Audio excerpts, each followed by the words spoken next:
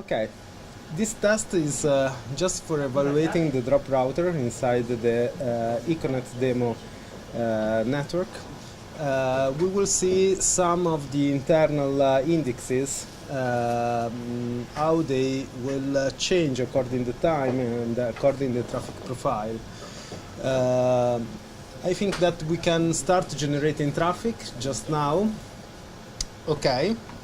So from this application we see the output of the traffic generator, of the X traffic generator. So here you see the traffic generated from each part of the generator. They flow all along the network. From this bash script you see the traffic counters on the Mellanox switch that is included in the drop prototype, and these numbers are updated every 20 seconds. This simple application, the clock one, is used to show how the time elapse, the virtual time elapse and proceed. During this proceeding of the time, we have a change in the traffic profile. So we are during more or less 1 a.m., a quarter past 1 a.m., and the traffic is slowly decreasing. Then here we have an application with some graphs that are dynamically updated by drop. From the first picture you can see the energy consumption of every forwarding elements that we included in the router number 1, while in the second picture you can see the traffic share that the OpenFlow switches are sending to the different forwarding element. The red area represents the XLP forwarding element. The blue area, the forwarding element number 1, it's a PC-based forwarding element, and then the green line, it's the second PC-based forwarding element. You see the traffic is decreasing, and so the traffic share that is sent to the forwarding element decrease. So from this shell you can see the number of cores that are running on the PC-based forwarding element. The forwarding element number 2 is shut down because the traffic decreased during the time, so we don't have anymore this shell, but we can see that the forwarding element number 1 is still alive and it's using 2 different cores. When the traffic will decrease, we will see that here, okay, now we have only 1 core. We shut down the second core. So from these bash scripts we can see some numbers that came from the PDU wattmeter that we included in the rack of drop. And this number are the energy consumption, the total energy consumption of router 1 and router 2. In few moments we will sleep also the other forwarding element. Here you see we don't have any more cores, okay? We are decreasing the power consumption of the forwarding element number 1. The traffic share are decreasing according to time. We are still during the night and the traffic is still decreasing. From here you can see both the internal interconnection of drop and also the external one. So you can see the link defined in the demo topology, L7, L9, L10 and so on. You can see also the internal interconnection of drop. These ports are used to interconnect the OpenFlow switch and the second OpenFlow switch of the drop 1 and the forwarding elements belonging to this router. During the emulation, we also do some routing through the transport network. In such a case, okay, meanwhile the second forwarding element is shut down, as you see here. returning to the rerouting, during the night we reroute traffic from 2 light paths that are available on the transport network to only one. In this condition, we already are in the configuration in which we are using only one light path in the transport network.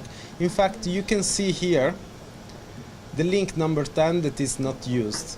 All the packets are 0. So we shut down this light path and we shut down also the interface.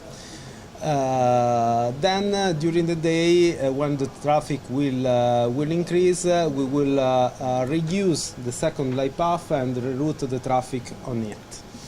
So now you see the traffic is very low, the energy consumption, the total energy consumption of the drop router decreased. We are using only the XLP forwarding element. From this graph you can see both the frequencies that we are using on the different cores of the XLP processor and also the supply voltage to the processor. So you see when the traffic was higher, a color more closer to the red color means that we use some high frequencies. And for using high frequencies we also use a high voltage with a larger energy consumption. When the traffic decreases, we have some rerouting of the traffic from the forwarding element that shut down in certain elements. So the traffic to this forwarding element increase in some slots, and so we have to update and to give more power to the XLP processor to forward all the traffic. But now the traffic is so low that we can decrease both the voltage and also the frequencies of all the cores. You see now the green area means that we are using a frequency of 375 MHz as clock on the 8 core that we have on the XLP. So now the traffic is decreasing. In a few moments it will re-increase. The virtual time is so accelerated that we have to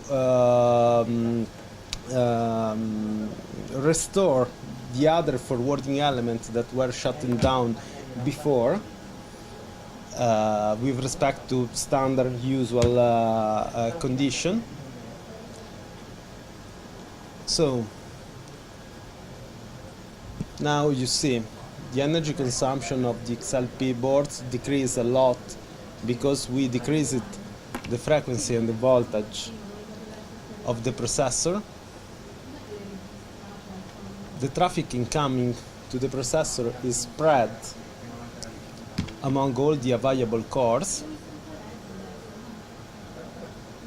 We also have different traffic profiles in which we provide more QoS by maintaining higher frequencies values and also the forwarding element up for a longer time.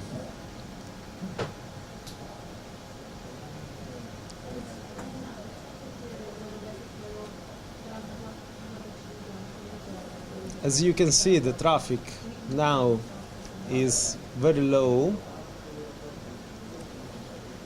We only have some gigabit on the demo network.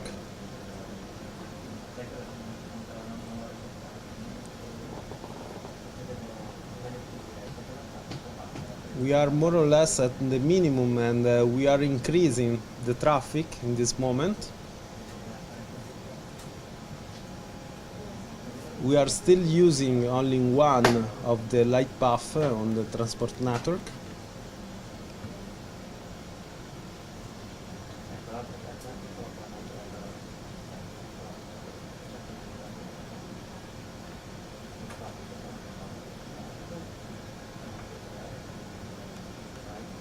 The energy consumption of the PC-based forwarding element is not zero, because these forwarding elements still have some components that are left powered on just to receive the wake up message and to be ready to re-wake up.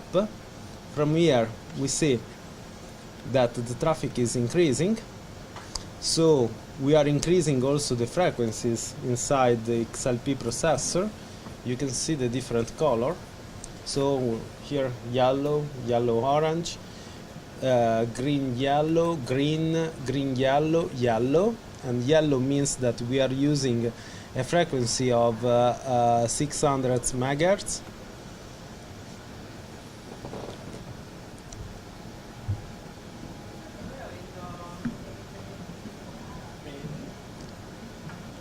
We have some delays in having the right readings in the overall power consumption of the forwarding element, just because the PDU wattmeter has some kind of hysteresis of memory with respect to the other readings.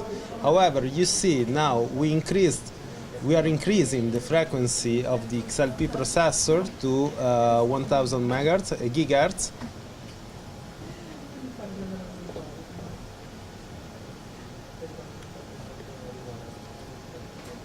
The virtual time is lapsing.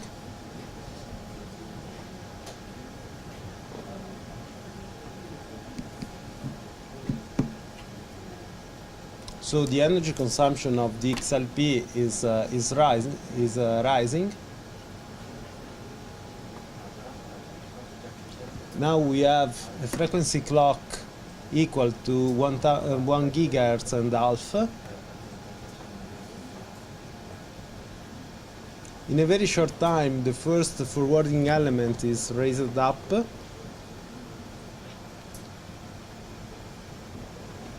We also increased the voltage, the supply voltage of the XLP processor, and now you see we powered on the first forwarding element. We have a spike in the energy consumption just because the boot operation.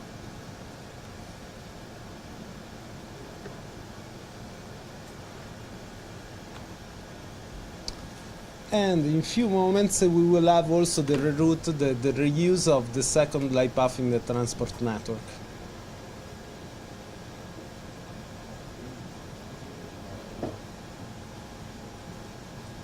The counters are updated every 20 seconds of the real clock.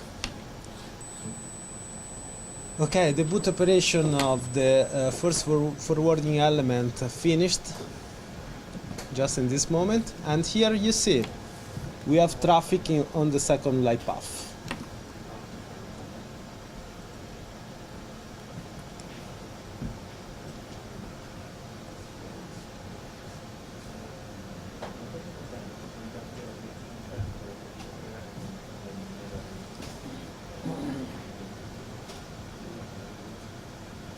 The XLP processor still have a very high frequency because it's supporting the entire traffic coming into drop.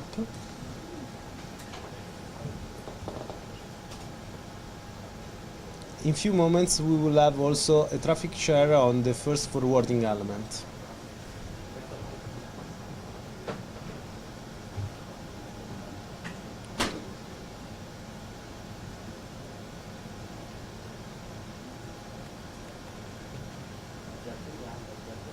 We are still receiving traffic. Now we have okay, you see here that we are sending traffic to the first forwarding element, and here we powered on the second forwarding element.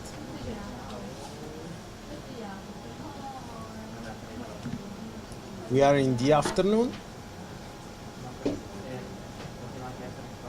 6:30 in the virtual time.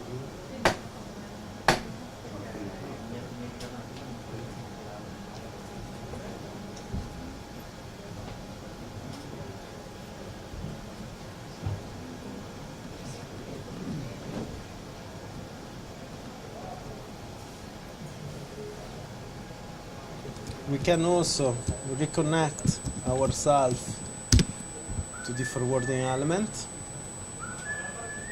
just to see what is happening.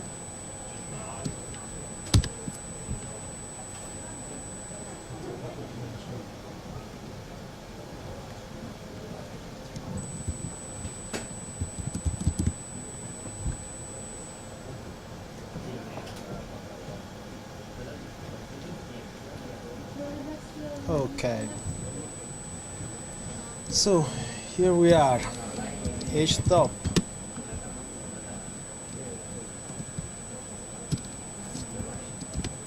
You see, in this forwarding element, we only use 4 core for forwarding this traffic share. The 5th one is ready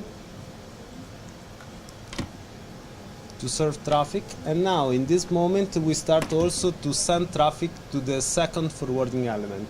So we have another green area.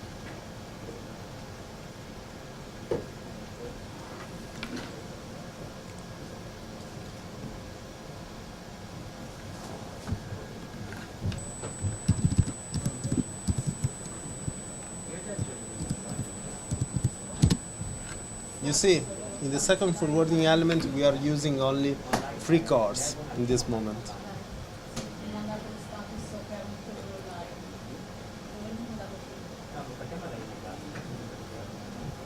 The traffic is still increasing.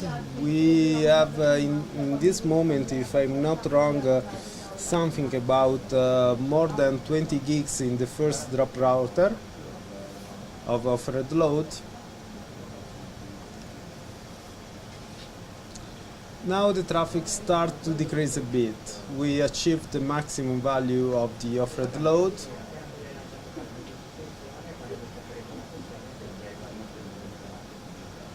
You see, we can serve the incoming traffic with a low number of cores. This means that we provide no loss forwarding, but the latency time of forwarding of the forwarded packets increased a bit in this situation. If we use more cores, we are able to provide better latencies for packets.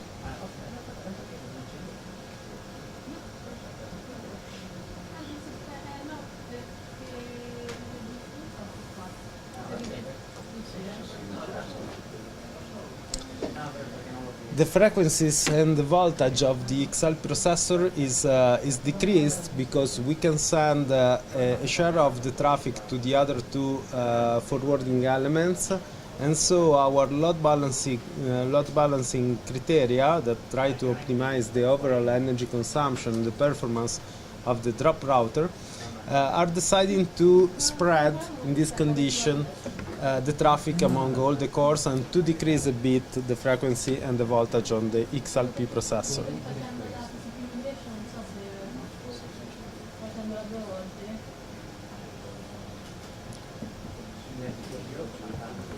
And at the same time, you see here that the energy consumption of the XLP processor can decrease a bit.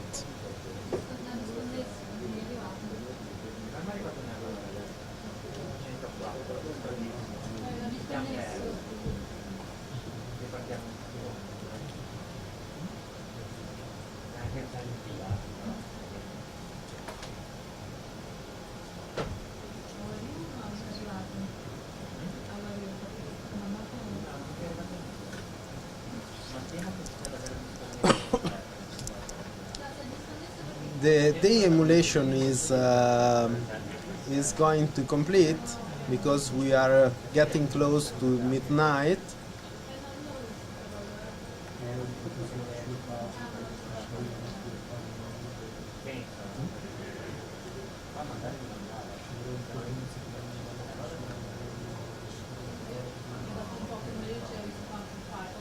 Okay, the emulation test is completed.